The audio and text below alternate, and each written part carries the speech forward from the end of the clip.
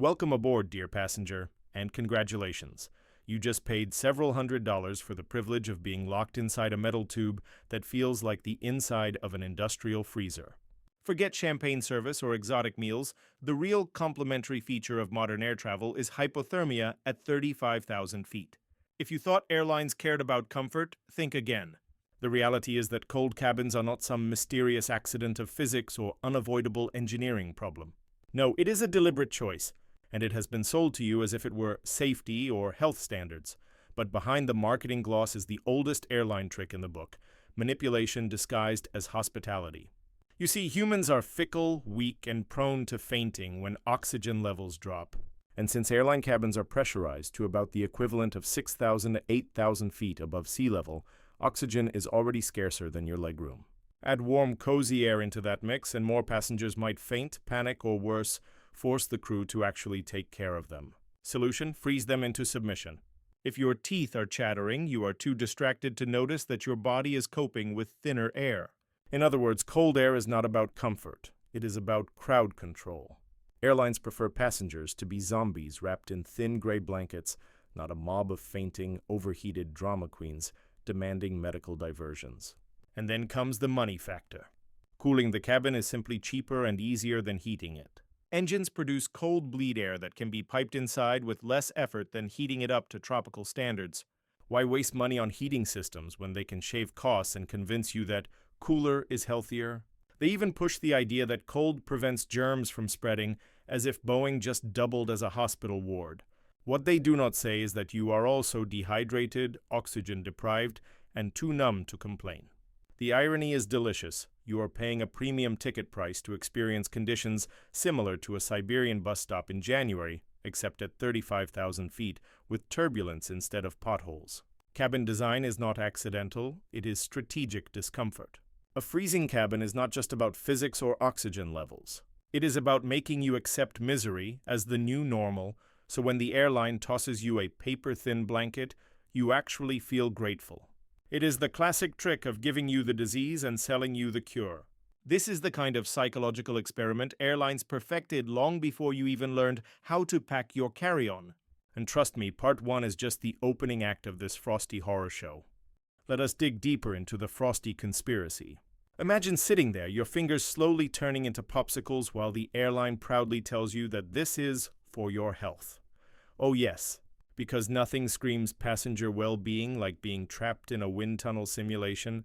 The truth is that cooler cabins make it easier for airlines to cover up the dirty little reality of pressurization.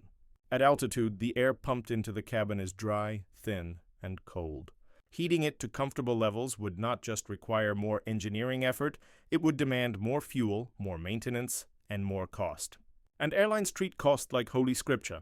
The unwritten rule of modern aviation: if it saves money, it becomes a safety feature. So welcome to the Church of Freezing Efficiency. Your shivers are part of the business model. And let's not forget the theater of control.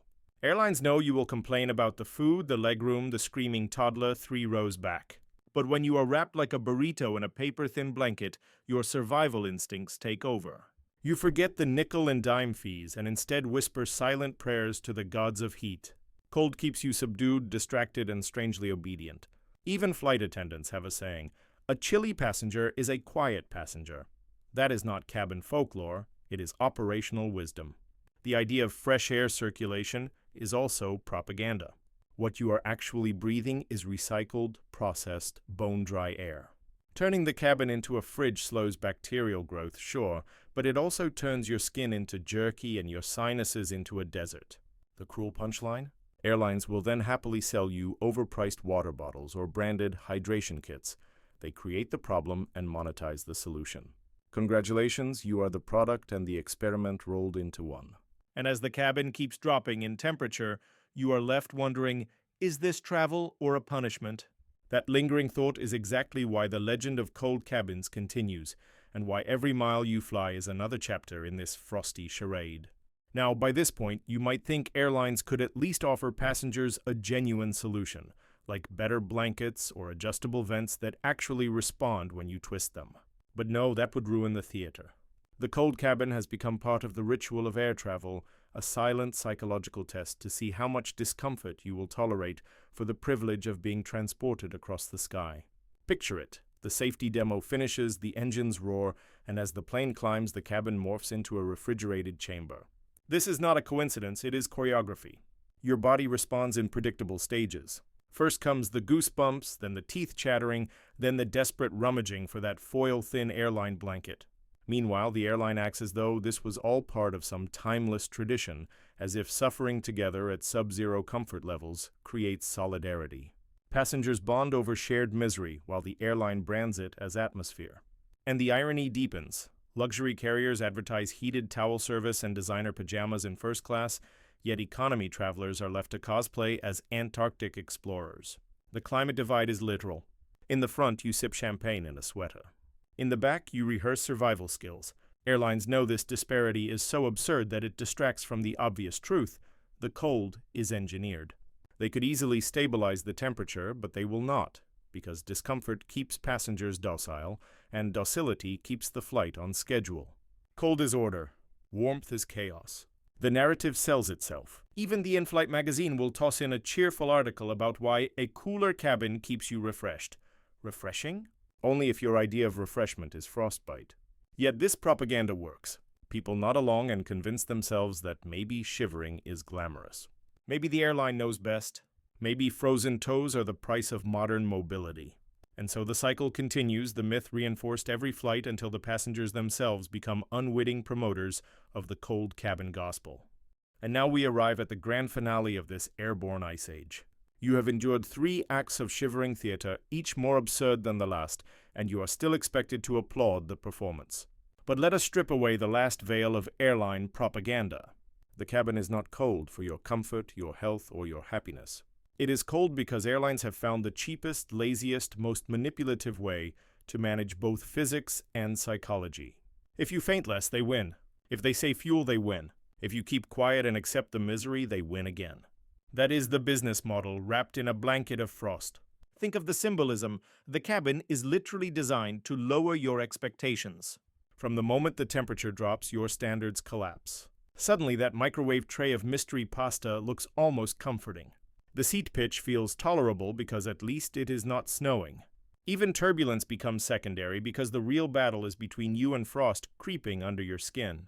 Airlines understand this psychology perfectly. They have built empires on the art of distraction. Keep the passengers cold and they forget everything else? Now here is the sarcastic cherry on top. They even market blankets as souvenirs, as if a thin rectangle of recycled fabric is a luxury amenity instead of evidence of planned discomfort. Some carriers go further, charging for premium comfort kits that include socks, masks, and tissues, all bundled in a plastic pouch priced like gold. They could fix the climate control, but then how would they upsell the cure for their own disease? It is genius, diabolical genius wrapped in fleece. So the next time you step onto a plane and feel the temperature plummet, remember this truth. The chill is not random. It is strategy, profit, and manipulation disguised as standard procedure. And while you're curled up, cursing your decision not to pack a parka, just know that somewhere in the cockpit a switch could make it warmer. They simply will not flip it. Because discomfort is part of the ticket you already bought. Welcome to the frozen reality of aviation, where misery is monetized and passengers are trained to be thankful for thin blankets instead of demanding actual comfort.